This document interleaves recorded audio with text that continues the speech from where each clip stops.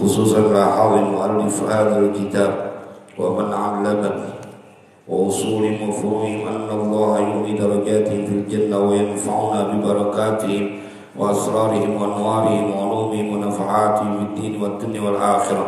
ثم لاحظ جميع المسلمين والمسلمات والمؤمنين والمؤمنات الأحياء منهم والأموات خصوصا almarhum Sayyidi Buryamin bin Haji Dudwal, almarhum Sayyidi Manati bin Haji Jamhari, almarhum Sayyidul Jalal bin Duraji Ahmad, almarhum Bang Haji Jamhari bin Nurul, almarhum Haji Ahmad bin Haji Yahya, almarhum Haji Muradi bin Haji Ahmad, almarhum Kang Salim bin Abdul Qadir Basalamah, almarhum Habib Hayat bin Abdullah bin Umar bin Hasan, almarhum Kayakan Mursidi bin Duraji Misin, almarhum Haji Mujir Tamam bin Duraji Misin, almarhum Habib Idrus bin Toral Haddad, almarhum Iban bin Haji Zuhaini, almarhum Latif bin Hanafi, almarhum Haji Muhammad Tahir bin Jamal, wa usulihim wa furu'ihim. Allahumma ighfir lahum warhamhum wa'afihim wa'fu anhum wa'akrim nuzulan wa'asi madkhalahum ya Rabbana ij'al kuburahum rawdatan min riyadil jinan ya Rabbana nawwir kuburahum binuril Qur'an. Sirrul Fatihah.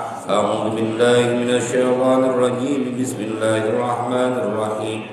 Alhamdulillahi rabbil alamin arrahmanir rahim maliki yaumiddin. Iyyaka na'budu wa iyyaka nasta'in ihdinas siratal mustaqim. Siratal ladzina an'amta 'alaihim ghairil maghdubi 'alaihim waladdallin. Amin. Kita baca Fatihah sekali lagi dengan asrar keberkahan, kedudukan, kemukjizatan dari suratul Fatihah. Semoga Allah ampuni semua dosa dan kesalahan kita. Allah ampuni dosa dan kesalahan orang tua kita. Allah pelihara diri kita, keluarga kita, anak keturunan kita, harta benda kita dari semua kejahatan makhluknya. Allah mudahkan semua urusan kita. Allah sampaikan semua hajat dan maksud kita. Allah sembuhkan semua penyakit yang ada pada diri kita, yang zahir maupun yang batin. Bisiril Fatihah. A'udzu billahi minasy syaithanir rajim. Bismillahirrahmanirrahim. Alhamdulillahi rabbil alamin arrahmanir rahim maliki yaumiddin. Shiratal ladzina an'amta 'alaihim ghairil maghdubi 'alaihim waladdallin. Rabbi ighfirli wa liwalidayya wa lil mu'minina amin. Bismillahirrahmanirrahim. Alhamdulillahi rabbil alamin. Allahumma shalli wa sallim ala sayyidina Muhammad wa ala ali sayyidina Muhammad. Amma ba'du. Faqala Syekhul Mu'allif rahimahullahu ta'ala wa adama an-naf'a bihi wa bi barakati ulumihi wa bikum fid din wad darain amin. Faslun halis suwaru tabi'atun lil ma'ani wa'lam annal insana fi surati ibni adama al-yawma wa ghadan tankashifu lahu al-ma'ani fatakunu suwaru fi ma'na al-ma'ani fa amma alladhi ghalaba alayhi al-ghadabu fayaqumu fi suratil kalbi wa amma alladhi ghalaba alayhi ash-shahwatu fayaqumu fi suratil khinziri li'anna suwara tabi'atun lil ma'ani wa innama yubsiru an-na'imu fi nawmihi ma sahha fi batinihi wa innama arafta anna al-insana fi batinihi hadhihi al-arba'ata annal insana fi batinihi hadhil arba'atu fayajibu an yuraqiba harakatihi wa sakanatihi wa ya'rifu min ayyil arba'ati huwa fa inna sifatihi tahsulu fi qalbihi wa tabqa ma'ahu ila yaumil qiyamati wa in baqiya min jumlatil baqiyati shalihati syai'un fahuwa badrus sa'adati wa in baqiya ma'ahu ghairu dhalika fahuwa badrus syaqa'i wa ibnu adama la yanfakku wa la yanfasilu an harakatin aw sukunin wa qalbuhu mithlu zujaji wa akhlaqus su'i kaddukhani wa dhulmati fa idza wasala ilaihi dzalika awlama alaihi tariqus sa'adati wa akhlaqul husni kan nuri wad dawi fa idza wasala ila al-qalbi tahharahu min dzulmil ma'asi kama qala Rasulullah sallallahu alaihi wasallam wa atbi'is sayyi'atal hasanata tamhuha wal qalbu imma mudi'un aw mudimun wa la yanju illa man atallaha biqalbin salimin. Wallahu a'lam bishawab. Jemaah sekalian berbahagia, kembali kita lanjutkan kitab Kimia Sa'adah, kimia kebahagiaan, yang kalau ini kita jalani panduan menurut Imam Ghazali dalam menguasai hati, maka akan terpancarlah keelokan dalam berbuat selama di dunia dan akan menjadi orang yang berbahagia ketika dibangkitkan. Kan hidup itu, Pak, kenapa orang haji? Karena nggak mau gagal di dunia, nggak mau gagal di akhirat. Hidup itu adalah orang yang dia senantiasa juga diuji dengan berbagai tantangan. Kita kudu ingat bahwa di dalam Al-Quran Allah memberikan sebuah peringatan kepada kita. Kullu nafsin dha'iqatul maut wa innama tuwaffawna ujurakum yawmal qiyamah faman zuhziha 'anil nari wa udkhilal jannata faqad faz wa mal hayatud dunya illa mata'ul ghurur. Ini yang harus kita ingat. Kenapa kemudian pagi-pagi kita kumpul di Masjid Al-Falah? Karena kita tahu bahwa kita punya tugas bukan hanya menjadi orang sukses di dunia, tetapi kudu sukses nanti di yaumul qiyamah. Setiap manusia pasti akan merasakan kematian. Kullu nafsin dha'iqatul maut. Tetapi kata Allah dalam Al-Quran, wa innama tuwaffawna ujurakum yawmal qiyamah. Dan hanya saja disempurnakan bayaran kalian, upah kalian nanti di yaumul qiyamah. Jadi yang kita sekarang lakukan di dunia ini adalah perjuangan, dan kitab ini akan memandu kita jangan sampai kita menjadi orang yang gagal dalam kehidupan di dunia. Wa innama tuwaffawna ujurakum yawmal qiyamah, karena kita mau menghadapi persiapan bagaimana nanti pada saat disempurnakan bayaran semuanya yang kita lakukan di hari kiamat. Dan Allah sampaikan faman zuhziha 'anil nari wa udkhilal jannata faqad faz. Siapa orang yang diselamatkan dari siksa api neraka dan dimasukkan ke dalam surga, itu dia orang yang beruntung. Wa mal hayatud dunya illa mata'ul ghurur. Kehidupan di dunia ini cuma kesenangan yang menipu. Kata kita udah enak banget. Enggak seujung kuku dari kenikmatan pada saat nanti di yaumul qiyamah. Enggak ada kenikmatan yang bisa membandingkan saat engkau terselamatkan nanti di yaumul qiyamah. Kita ketipu, dianggap bahwa kesenangan di dunia ini adalah segalanya. Enggak, cuma sedikit doang. Mata'un qalil. Maka itu Allah ceritakan pada ayat lanjutannya, la tublawunna fi amwalikum wa anfusikum. Dan sungguh kalian akan diuji pada perihal harta kalian dan diri kalian. Ini karena kaitannya dengan diri kita, jiwa kita. Wala tasma'unna minal ladzina utul kitaba min qablikum wa minal ladzina asyraku adan katsira wa in tasbiru wa tattaqu fa inna dzalika min azmil umur.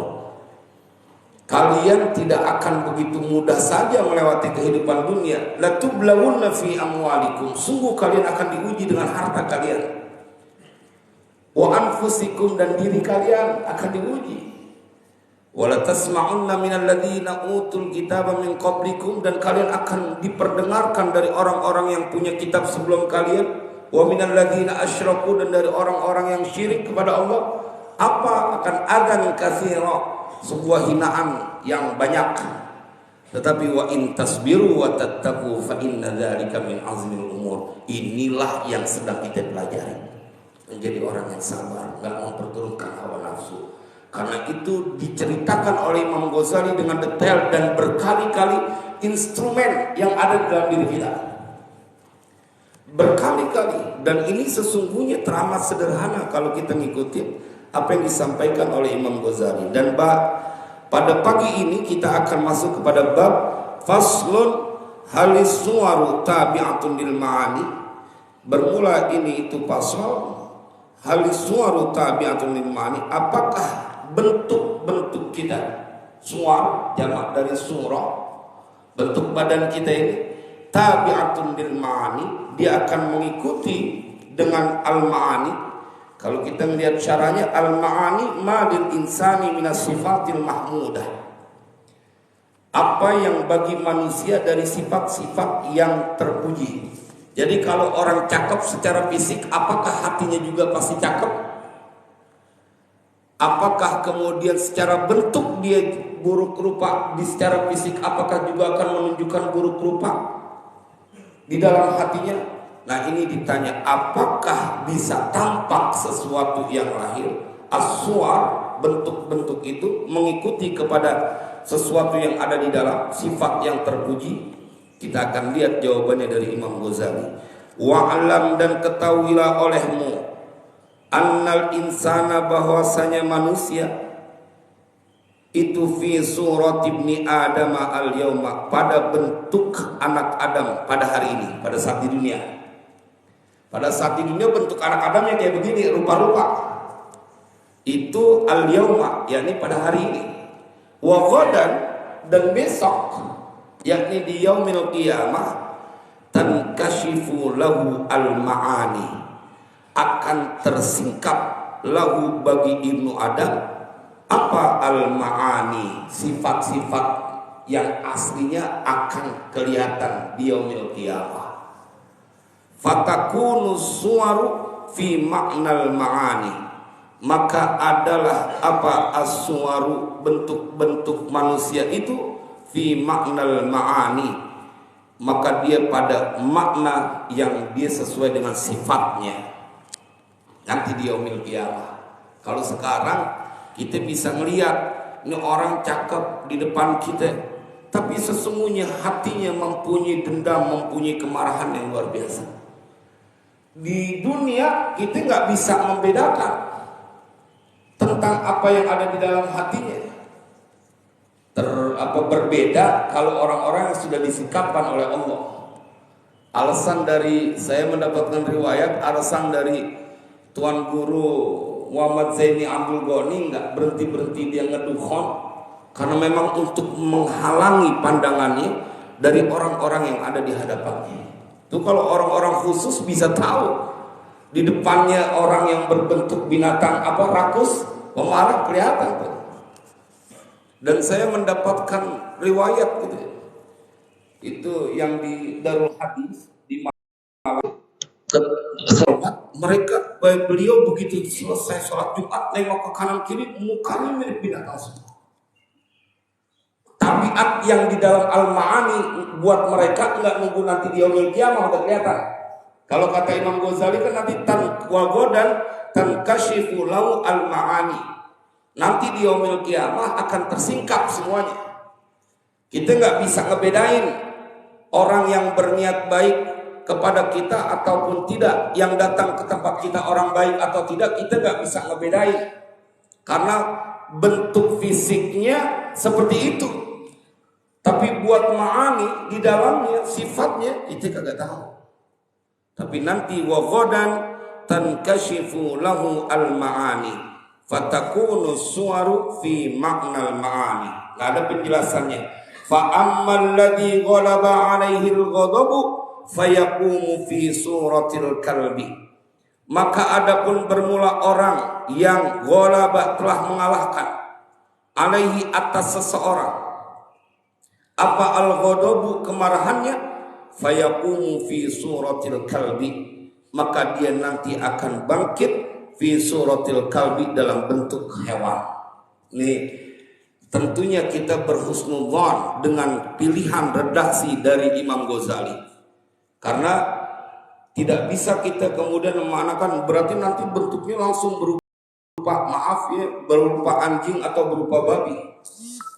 Karena nanti biasanya dikumpulkan bersama dengan rombongan-rombongan, dibangkitkan bersama golongan pada saat dia punya amal di dunia. Orang yang ahli sholat dia kumpulnya dengan orang yang ahli sholat. Nah makanya kita kalau nengok kiri kanan dibangkitkan nanti ketemunya sama artis-artis yang selalu bikin dosa, ada alamat dosa kita, alamat cilaka kita. Tapi begitu kita dibangkitkan, oh ada Kiai Salim Basalamah, oh ada Habib Ahyad, ada guru-guru kita, aman. Karena kita berada di rombongan itu. Tapi kata Imam Ghazali, nanti akan kelihatan tuh mereka pada saat di dunia, fa'ammal ladzi ghalaba 'alaihil ghadabu fayaqumu fi suratil kalbi, ada bentuk dia seekor anjing. Wa ammal ladzi ghalaba 'alaihi syahwatu fayaqumu fi suratil khinziri. Wa ammal ladzi, dan adapun yang ghalaba telah mengalahkan, alaihi atas seseorang, apa yang mengalahkan asyahwatu, syahwatnya, keinginannya, fayaqumu fi suratil khinziri, maka dia nanti bangkit atau dia berada di yaumil qiyamah pada bentuk khinzir. Li'anna suwara tabi'atun lil ma'ani. Nah, kalau di yaumil qiyamah bentuk itu akan mengikuti daripada sifat dia yang ada di dalam hati. Nanti pada saat di yaumil qiyamah. Kalau sekarang kita nggak bisa bedain. Ini orang ternyata di depan kita adalah orang yang tamak, orang yang rakus, kita nggak tahu. Ini orang bertamu, nggak tahunya kepengen ada sesuatu. Saya pernah satu waktu kedatangan seorang tamu yang kemudian datang ke pesantren, dia menginginkan atau mau bantuan ke Istana Al-Quran di Parung cabang saya. Begitu ngobrol-ngobrol, saya bilang saya kenal sama ini dekat. Terus kemudian dia bilang, Ustaz boleh dong kenalin? Oh berarti ada syahwat di situ, ada keinginan, karena pengen, kalau bahasa Betawinya mengarak gitu. Ini orang ada yang diarak. Dan orang-orang yang dia mempunyai sifat godok dan dia akan dibangkitkan nanti bentuknya dalam bentuk rupa seekor anjing, boleh jadi ada tandanya. Karena kalau dibangkitkan secara utuh langsung berupa itu, kita kagak tahu nih yang dimaksudkan oleh Tuan Syekh Imam Ghazali. Karena kudu ada dalil lain yang mengatakan bahwa seseorang akan bangun langsung berupa seekor anjing. Tapi kalau sifatnya kelihatan seperti seekor anjing akan kelihatan nanti. Nah itu mungkin yang dimaksud oleh Tuan Syekh Imam Ghazali. Wa amman ladzi ghalaba 'alaihi syahwatu fayaqumu fi suratil khinziri. Li'anna suara tabi'atun lil ma'ani. Wa innama, ini dikasih rumus. Ini ada ijazah dari Imam Ghazali. Ada ijazah. Wa innama yubsiru an-naimu. Saya ketika mutolani, wah ini dia ijazah dari Imam Ghazali. Wa innama, dan hanya saja yubsiru, melihat siapa an-naimu, orang yang tidur, fi naumihi, pada tidurnya, ma sahha fi batinihi, apa yang benar pada batinnya, di dalam hati. Jadi kata Imam Ghazali gini, orang yang tidur dia bisa mendesain mimpinya. Seseorang yang tidur dia akan melihat yang dalam impiannya itu pasti suasana hatinya. Jadi satu waktu saya mendengarkan sebuah nasihat, boleh jadi engkau belum bermimpi baginda Rasulullah karena di dalam hatimu tidak pernah ada kerinduan kepada baginda Rasulullah.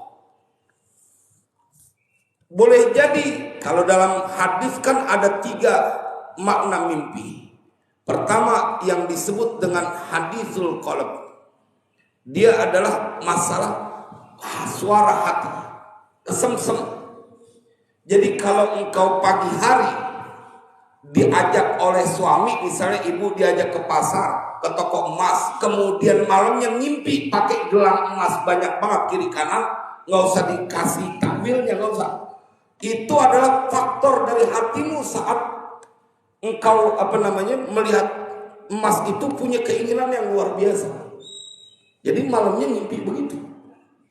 Kalau misalnya malam ngimpi sesuatu yang terjadi di siang hari yang kau inginkan, maka itu adalah hadithul qalb.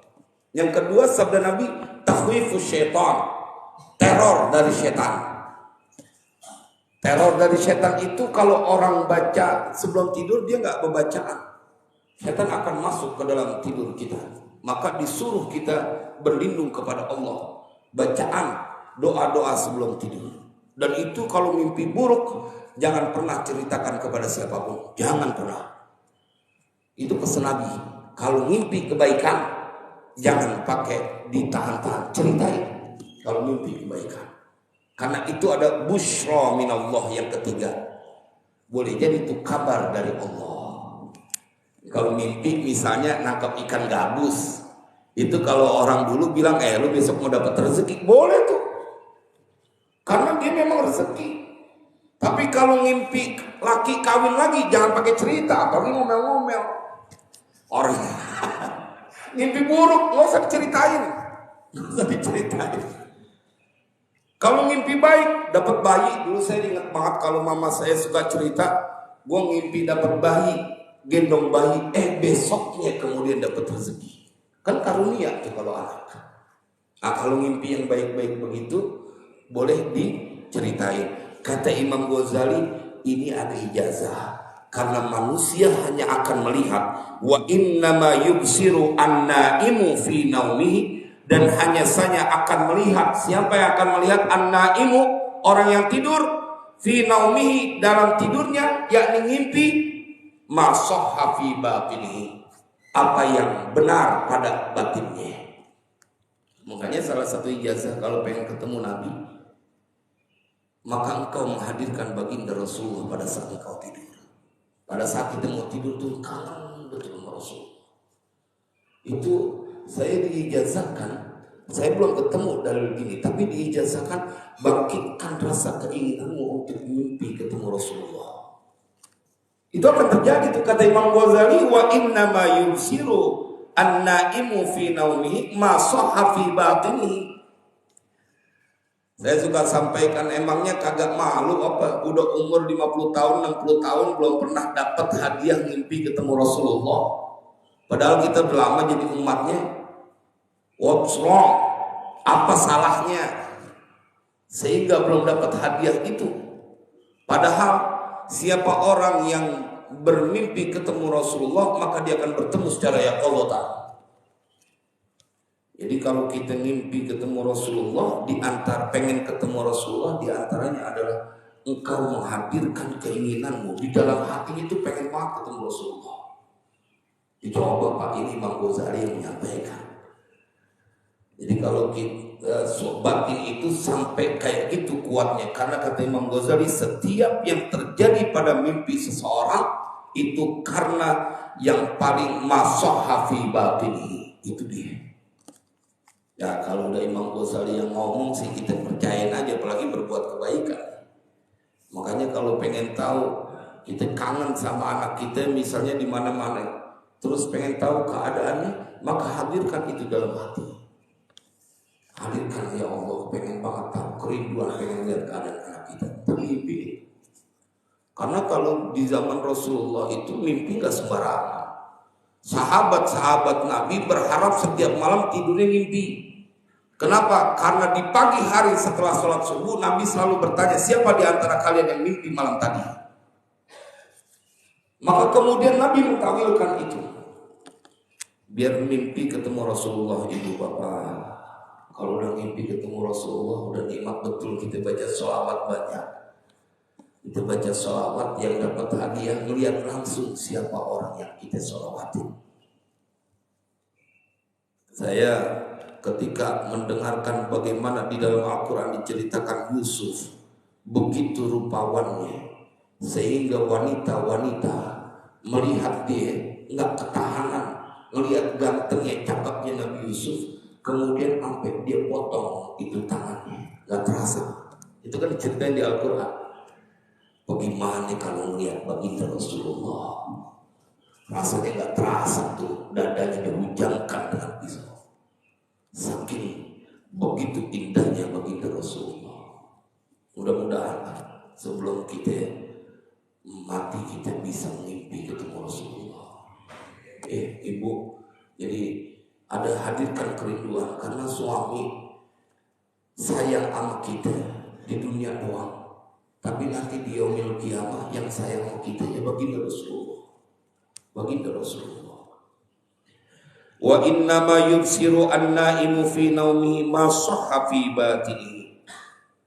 Wa inna ma arafta, dan hanya saja arafta, engkau mengetahui, annal insana, bahwasanya manusia, fi batinihi, pada batinnya, pada dalam batinnya manusia, itu hadil arba'atu, yaitu ada 4 hal.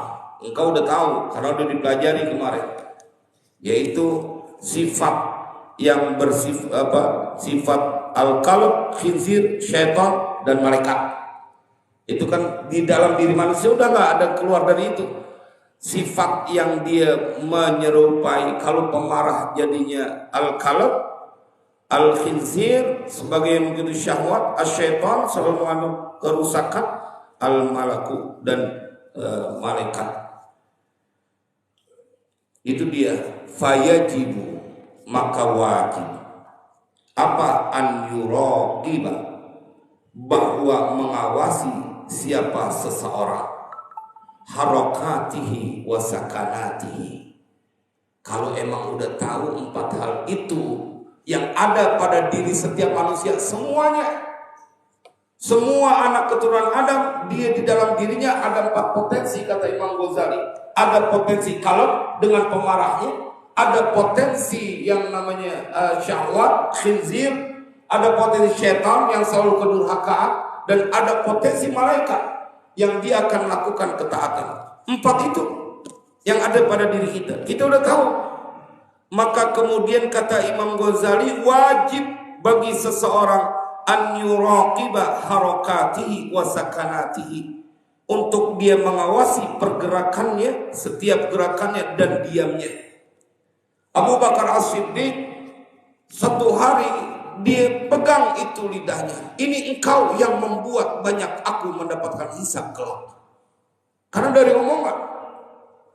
Sampai dalam riwayat diceritakan dia menggigit kerikil supaya dia nggak berbicara. Tempo hari saya bercerita di majelis, ada seorang yang namanya Lais bin Sa'ad. Setiap hari dia kagak mau ngomong kecuali dia sudah bersedekah memberikan makan kepada 360 orang miskin. Lais bin Sa'ad sampai kayak begitu hati-hatinya. Dibayar dulu kafarahnya. Dia takut nanti serempang omongan kemudian ada yang salah. Ada udah disiapin. Karena memang nanti bagian dari mengikuti kesalahan-kesalahan kita yang akan menghapus adalah kebaikan-kebaikan. Dia dibalik di awal dulu. Wa ya'rifa, dan bahwa mengetahui siapa seseorang min ayyil arba'ati huwa, dari 4 model itu dia termasuk yang mana? Dia kudu tahu.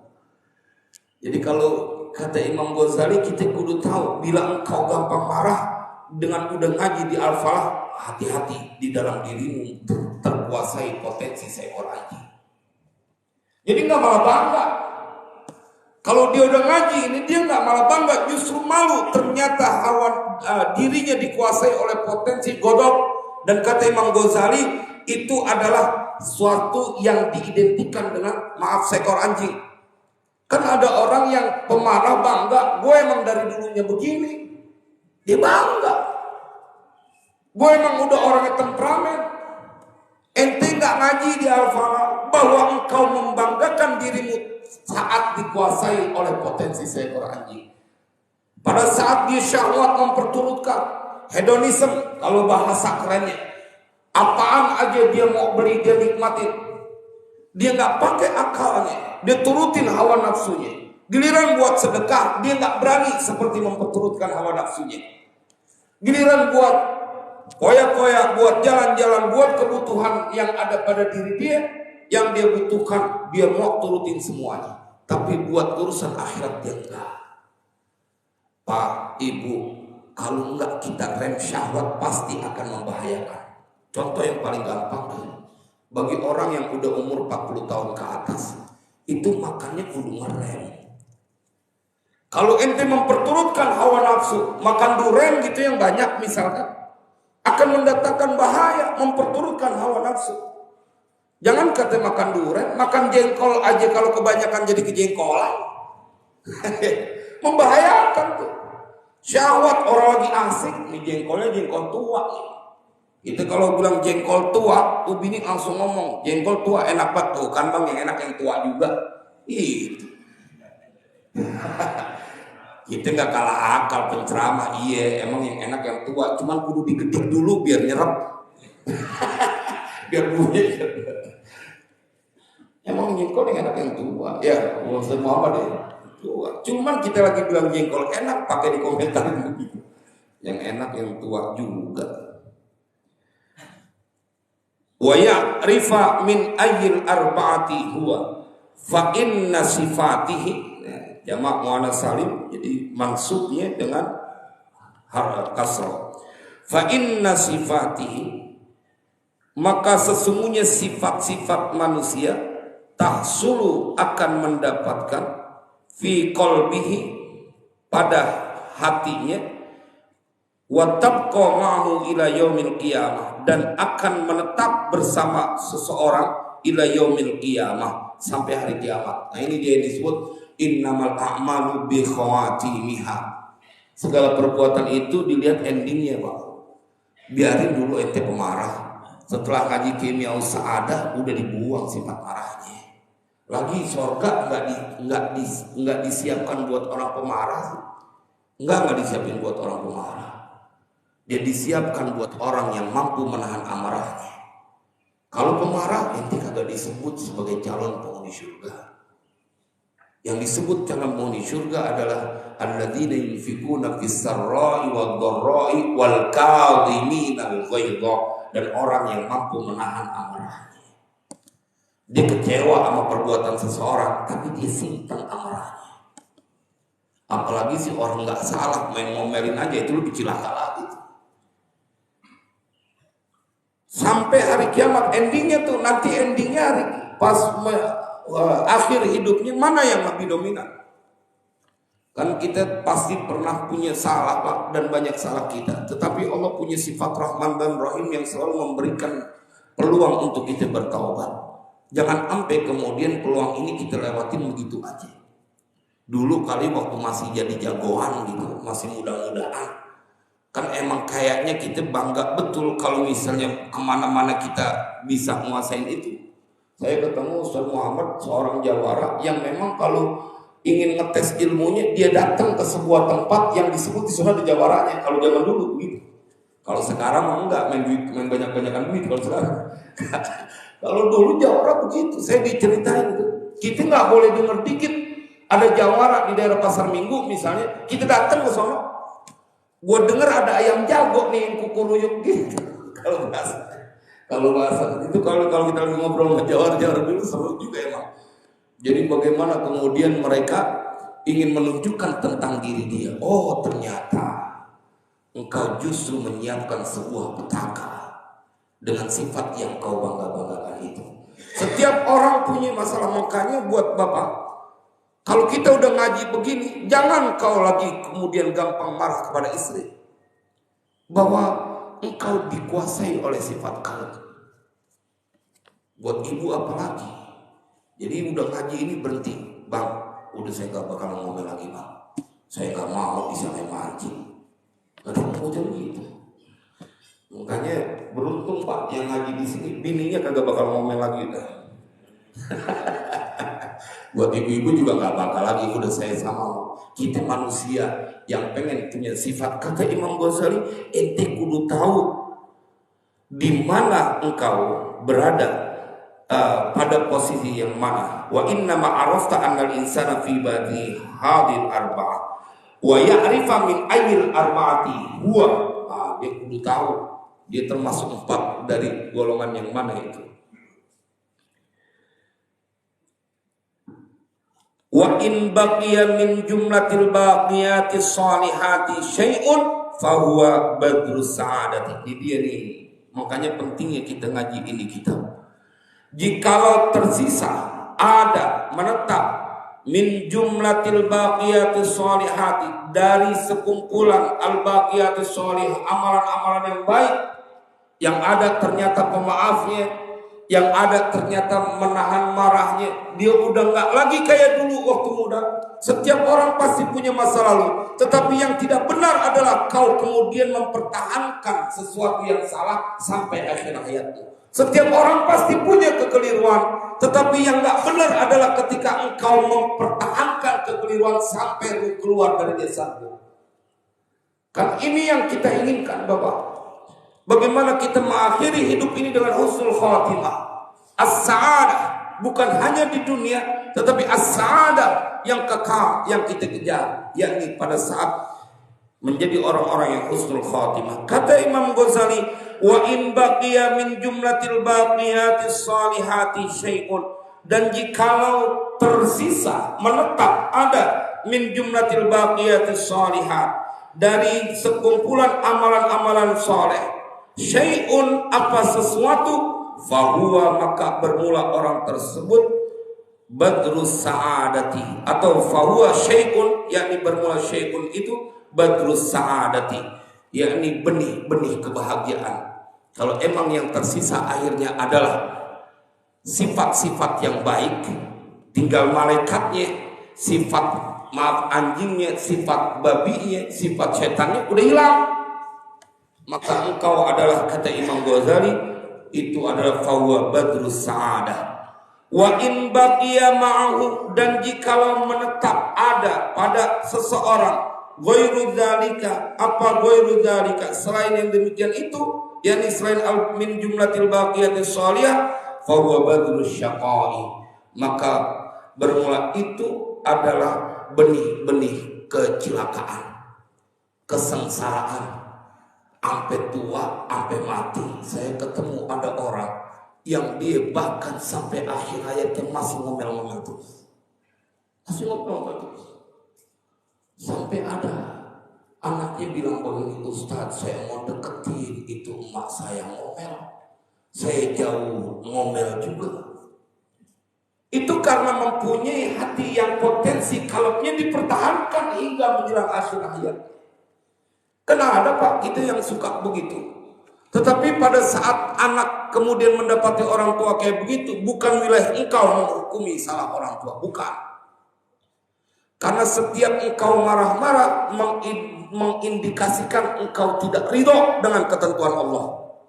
Nggak ridho. Kalau nggak ridho dengan ketentuan Allah, disuruh cari Tuhan yang lain.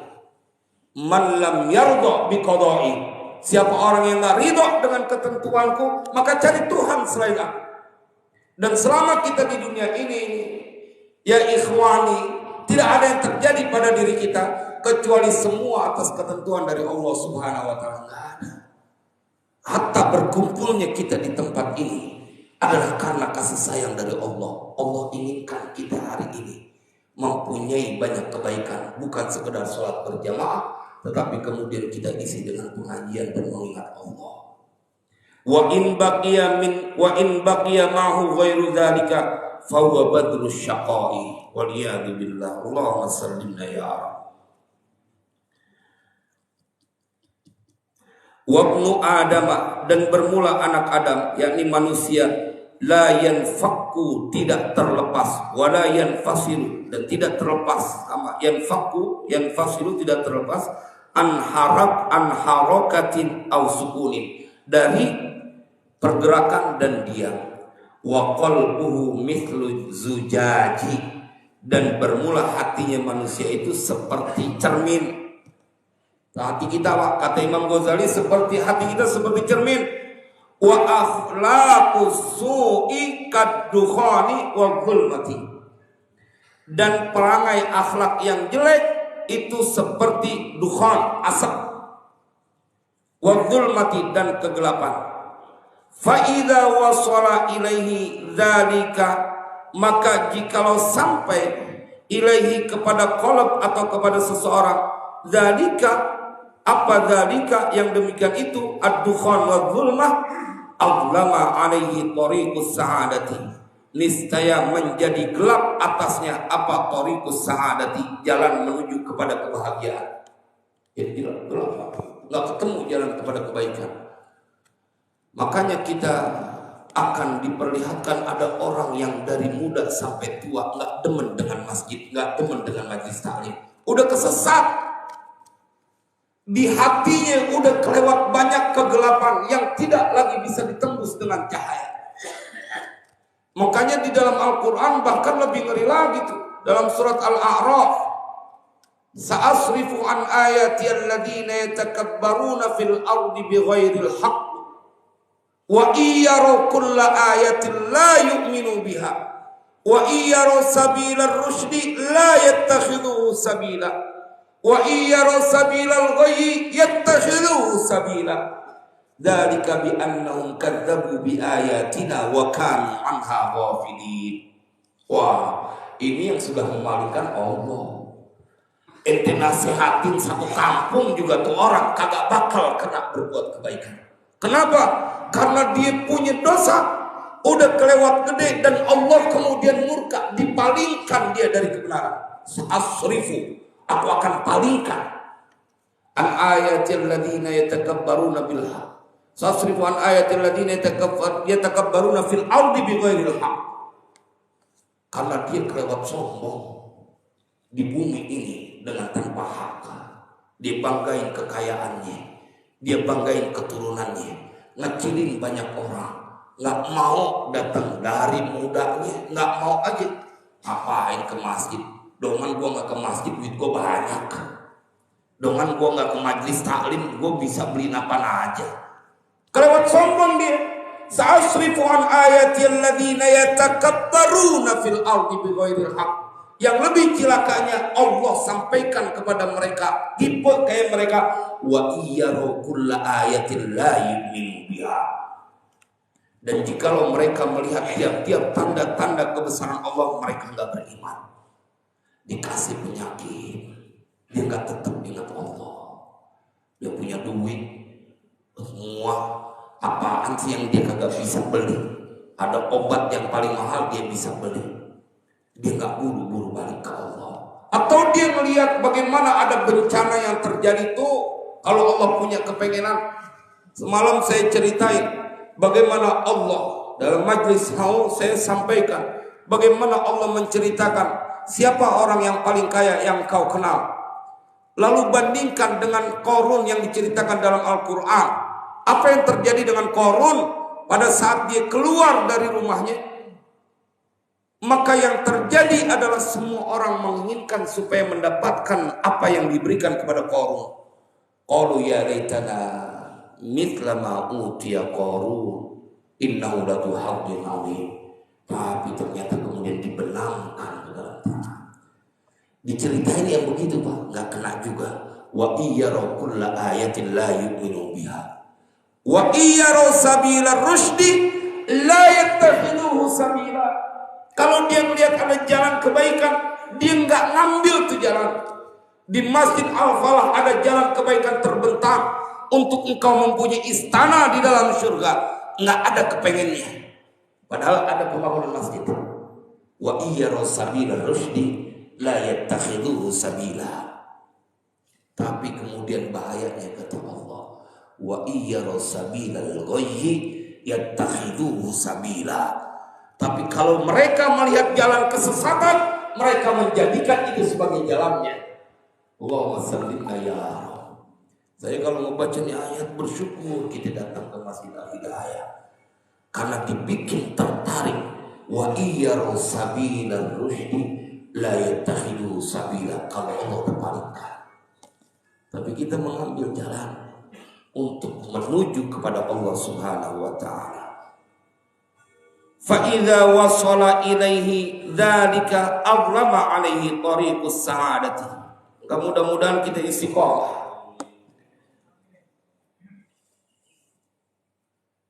Karena kalau udah sampai itu kebiasaan perbuatan-perbuatan buruk, dia akan menutupi cermin kalau hatinya. Karena hati itu kayak cermin. Dia banyak noktah. Dia bakalan bekarang. Coba lihat mereka yang demen ngerokok. Itu giginya nggak mungkin nggak bekarang di dalamnya. Kudu dokter gigi tuh yang ngebersihin pakai biaya lagi. Artinya asap itu akan membuat sesuatu yang disebut zujaj. Hatimu akan tertutup dan tidak tertembus bahaya. Wa akhlaqul husni kan nuri wad dawi, dan akhlak yang baik itu seperti cahaya, wad dawi sama cahaya juga, sinar. Fa idza wasala ilal qalbi, maka apabila telah sampai apa itu cahaya ilal qalbi kepada hati, toharahu, niscaya membersihkan apa itu cahaya, yakni berupa amal akhlakul hasani atau husni, akan membersihkan itu kaca atau hati min zulmil ma'asi, dari kegelapan perbuatan kedurhakaan, maksiat. Nah, kama qala Rasulullah sallallahu alaihi wasallam, sebagaimana telah bersabda siapa Rasulullah sallallahu alaihi wasallam, wa atbi'is sayyi'ata alhasanata tamhuha, dan ikutilah olehmu akan perbuatan yang buruk, alhasanata akan kebaikan, tamhuha niscaya menghapus apa alhasanatu ha as-sayyi'ah. Nih yang bikin kita girang. Kan kita nggak bisa balik lagi ke masa lalu, Bapak Ibu. Pasti ada catatan-catatan gelap yang pernah kita lakukan. Inti jangan kebangetan putus asa. Itu udah menjadi sebuah kesalahan yang kita pernah lakukan. Tetapi Allah yang engkau sembah selalu mempunyai pintu maaf yang terbuka. Maka bahkan Nabi SAW memberikan sebuah cara, solusi konkret. Ente udah punya masa lalu yang gelap dan kemudian bertaubat, maka tugas engkau adalah merecover dari apa yang dulu pernah kau lakukan itu dengan kebaikan-kebaikan. Kan kita lihat bagaimana seorang yang diceritakan oleh Nabi membunuh 99 orang, kerjaannya matiin orang 99 orang. Dia pengen tobat, nanya ke seorang ahli kitab, nggak ada, dimaafin, dibunuh sekalian, dimatiin sekalian, cepet. Begitu ketemu sama orang ahli ilmu, kemudian dibilang Allah masih menerima taubat engkau. Yang penting kudu hijrah. Begitu dia menuju tempat hijrah, belum sampai jauh di pertengahan jalan dia mati. Dia belum berbuat kebaikan, Pak. Nabi yang bercerita, malaikat turun dua sengketa, malaikat adab sama malaikat rahmat. Ini masih jauh dari tempat tujuan. Kata malaikat rahmat, ini udah dekat sama tempat tujuan. Kemudian Allah lipat itu tanah yang kemudian membuat orang itu lebih dekat kepada tempat tujuan. Itu belum berbuat kebaikan, Pak. Dosanya kelewat gede. Langsung melenggang masuk ke surga. Nabi yang ceritain, tuh yang kita sembah, dia Allah yang maha memaafkan. Tugas kita adalah bagaimana kemudian mengisi akhir perjalanan hidup kita untuk berbuat kebaikan dan ketaatan kepada Allah Subhanahu wa taala. Wal qalbu, dan bermula hati, imma mudiun au mudimun, dan hati itu ada kalanya dia bercahaya, ada kalanya dia gelap. Zulum gelap, makanya dibilang udah gelap hati itu orang. Hatinya udah gelap, udah nggak terima aja dengan nasihat orang tua. Bahkan orang tuanya lagi sakit, nggak terketuk aja hatinya untuk nengokin orang tuanya. Hatinya udah gelap, udah nggak kena, nggak ada belas kasih, tega kalau bahasa kitanya. Dia udah kebangetan tega tuh hatinya. Karena disebutnya tega. Kalau orang kagak punya belas kasihan, tega tuh orang. Padahal sama emaknya, padahal sama bapaknya bisa begitu. Hati kalau udah kebangetan, dia gelap, maka tidak lagi mendapatkan cahaya. Cahaya nggak tembus. Kalau udah gelap banget tuh, nggak tembus cahaya. Wala yanju, tidak selamat siapa manusia illa melainkan man atallaha biqalbin salim, orang yang menemui Allah, datang kepada Allah biqalbin salim, dengan hati yang selamat. Ini alasannya kenapa Imam Ghazali mengkaji hati begitu panjang dalam beberapa pasal, dalam beberapa bab, karena memang ini yang akan menjadi sebuah penentu.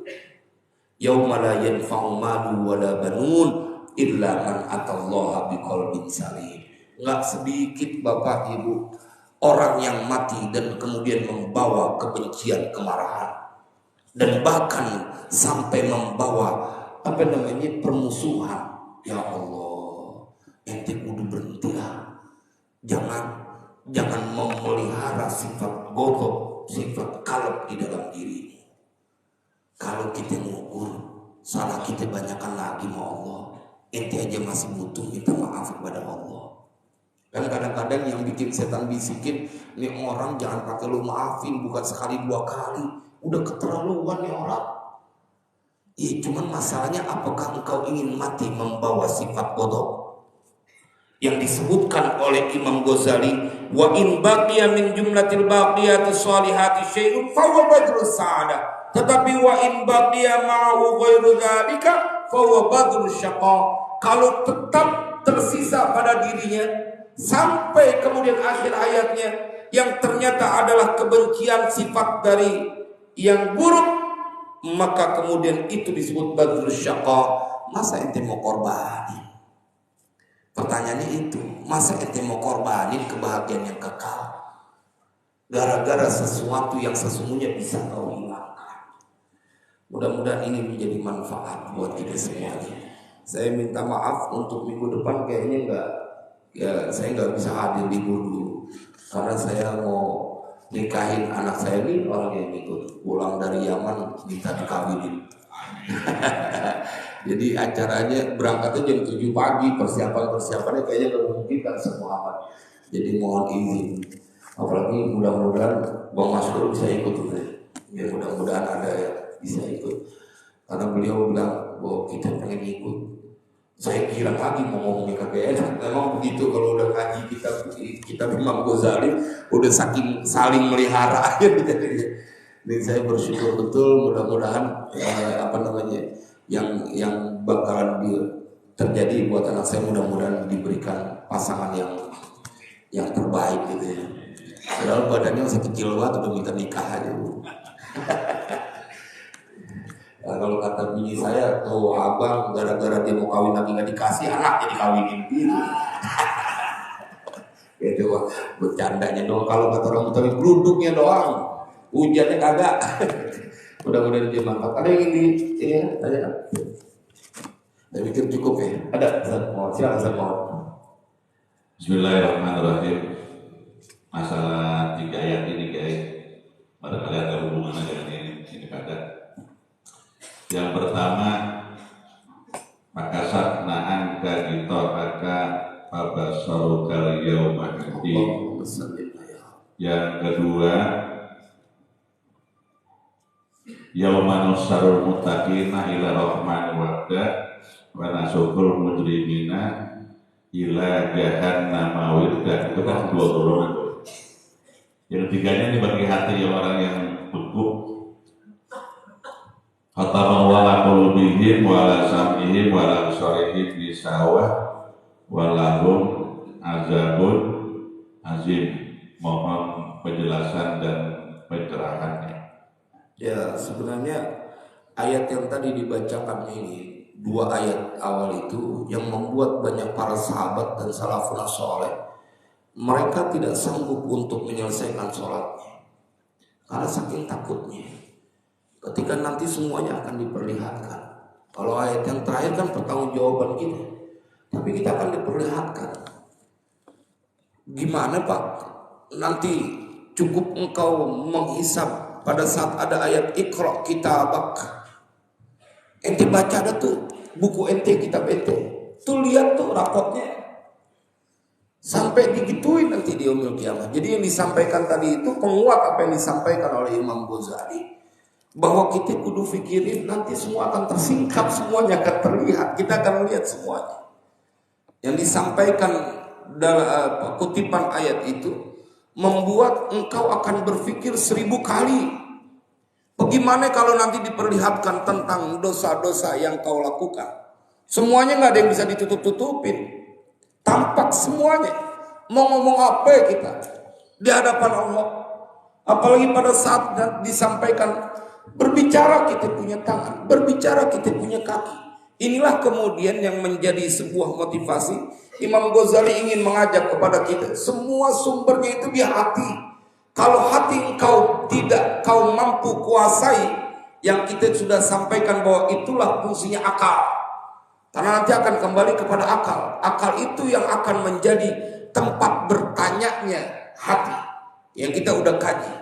Akal yang akan menguasai. Ente kalau marah mulu, emang kagak nyesel ntar di yaumil kiamah. Kalau ente perturutkan hawa nafsu, hawa keinginan semua yang bersifat duniawi, nggak tertarik urusan akhirat, lu nggak bakal nyesel. Emangnya nggak takut nyesel nanti? Belum lagi ayat yang tadi. Langkah kita kalau dihitung. Makanya ada kalau sholat Jumat itu dianjurkan kan berangkat dari jalan yang satu pulang lewat jalan yang lain untuk menambah saksi pertama, untuk kemudian menjadi jauh. Salafun saleh itu kalau sholat Jumat mereka biar masjidnya dekat di jalannya muter. Kenapa? Saking ingin menjadikan kaki nanti saksi karena ayat itu. Biar dibawa banyak untuk melakukan kebaikan. Misalnya dekat nih rumah Pak Haji Maskur gitu, di jalan dulu sholat putar. Itu salafun saleh. Mereka bahkan nungguin sholat Jumat dari habis subuh. Ya Allah, kalau kita ngaji jalan kaki karena dulu naik mobil putar balik lagi, apa keder banget itu. Enggak, saya ingin menceritakan bagaimana orang begitu ingin menjadikan kakinya saat bersaksi. Nanti yang dia bersaksi adalah ini berlelah-lelah pada saat datang ke masjid. Nah, mudah-mudahan tadi makanya saya begitu Ustaz Muhammad mengeluarkan ayat itu udah kebayang aja bagaimana Umar ibn Khattab sampai pingsan ketika membaca ayat-ayat tentang. Makanya ada bacaan Al-Quran selain dia tartil ada namanya mutarassil. Jadi tidak pernah ketemu ayat rahmat kecuali dia langsung minta rahmat Allah. Ketika membaca ayat adab kemudian dia segera berlindung kepada Allah. Jadi ini menjadi penguat. Terima kasih Ustaz Muhammad bahwa mudah-mudahan kita diistiqomahkan dalam kehidupan kita, akhir hayat kita orang-orang berbuat kebaikan. Yang bikin gede hati sih ini tadi, masa lalu ente boleh gelap, tapi engkau berpotensi menjadi wali selagi wa'bi sayyi'atal hasanata. Udah ngaso. Kalau bahasa teman saya waktu saya tanya, ente kenapa kemudian sekarang jadi soleh banget? Ane udah capek bikin usaha. Dia ketemu ada teman yang begitu. Ente kenapa sekarang jadi gini nih? Wah, ke masjid terus, sholat jamaah terus. Jawabannya, aku udah capek bikin usaha. Udah ngasih maka capek bikin usaha gitu maksudnya. Biarin dulu waktu muda emang jarang ada yang ngingetin. Sekarang mau udah giliran parkir, udah giliran benernya. Jangan kayak lagu tua-tua keladi, udah tua tambah jadi gitu. Mudah-mudahan ini menjadi manfaat. Bismillahirrahmanirrahim. Alhamdulillahirabbil alamin.